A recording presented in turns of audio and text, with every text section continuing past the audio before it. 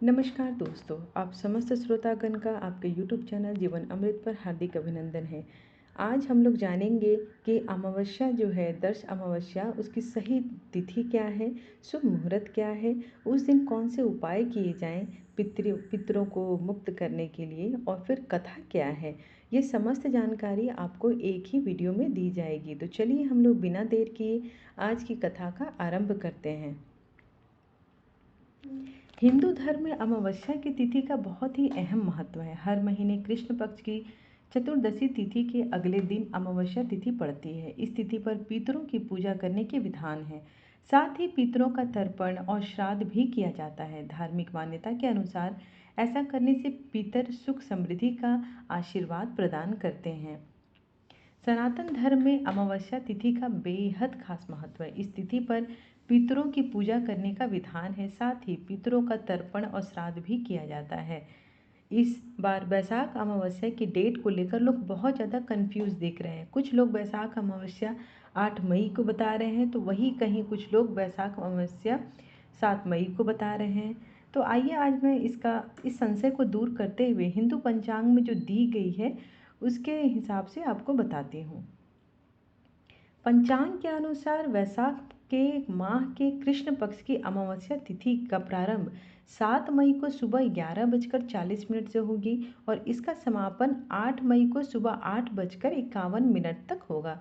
ऐसे में वैशाख अमावस्या 8 मई को मनाई जाएगी।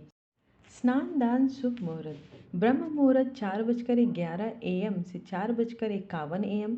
लाभ उन्नति मुहूर्त 5:34 AM से 7:14 AM और अमृत मुहूर्त 7:14 AM से 8:55 AM है। अब आइए हम लोग पूजा विधि जानते हैं और वैशाख अमावस्या में क्या उपाय हम कर सकते हैं। दान पुण्य के कार्य। वैशाख अमावस्या के दिन गरीबों और जरूरतमंदों को अपनी क्षमता अनुसार कपड़े, चीनी, अनाज और धन का दान करें। मान्यता है कि ऐसा करने से जातक पर पितरियों की कृपा हमेशा बनी रहती है। पशु पक्षियों की सेवा करें।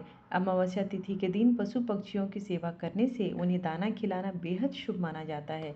मान्यता है कि ऐसे करने से जीवन में सुख, समृद्धि और खुशहाली आती है। अब जानते हैं अमावस्या की पूजा विधि क्या है। वैशाख अमावस्या पर ब्रह्म मुहूर्त में उठें और दिन की शुरुआत देवी देवता का ध्यान करें। इसके बाद पवित्र नदी या फिर घर में स्नान करें। इसके बाद सूर्य देव को जल अर्पित करें। पितरों का तर्पण करें। इसके अलावा पितरों की आत्मा की शांति के लिए व्रत भी रखें और मंत्रों का जाप करें। अंत में अपनी श्रद्धा अनुसार विशेष चीज़ों का गरीबों में दान कर सकते हैं। मंत्र जाप में बहुत ही प्रसिद्ध मंत्र है ओम पितृ देवताय नमः। इस मंत्र का जाप करें, इससे भी आपके पितरों को मुक्ति मिलने में आसानी होगी। वैशाख अमावस्या के दिन स्नान दान की परंपरा सदियों से चली आ रही है। इस दिन पितरों की आत्मा की शांति के लिए तर्पण या कर्म कांड करने से बहुत पुण्य मिलता है। आप चाहें तो वैशाख अमावस्या के दिन बहुत बहते हुए जल में तिल का प्रवाह कर सकते हैं। इससे जीवन में सुख, समृद्धि और सकारात्मक ऊर्जा का संचार होता है। वैशाख अमावस्या के दिन सूर्य देव का अर्घ्य देना बहुत ही शुभ माना जाता है। स्नान और पूजन के बाद अपने सामर्थ्य के अनुसार दान करना भी बेहद फलदायी माना जाता है। वैशाख अमावस्या पर कुछ सरल उपाय से कुंडली के काल सर्प दोष को भी दूर किया जा सकता है। इस दिन विधिवत पूजन के बाद पीपल के पेड़ को जल अर्पित करना भी काफ़ी शुभ माना जाता है। इससे जुड़ी एक पौराणिक कथा भी है, तो आइए अब आपको पौराणिक कथा का श्रवण कराते हैं। वैशाख अमावस्या के महत्व से जुड़ी एक कथा पौराणिक ग्रंथों में मिलती है। प्राचीन काल में धर्मवर्ण नाम का एक ब्राह्मण था। तो वह बहुत ही धार्मिक और ऋषि मुनियों का आदर करने वाला व्यक्ति था। एक बार उन्होंने किसी महात्मा के मुख से सुना कि कलयुग में भगवान विष्णु के नाम स्मरण से ज़्यादा पुण्य किसी भी कार्य में नहीं है। धर्मवर्ण ने इस बात को आत्मसात कर लिया और सांसारिक जीवन छोड़कर संन्यास लेकर भ्रमण करने लगे।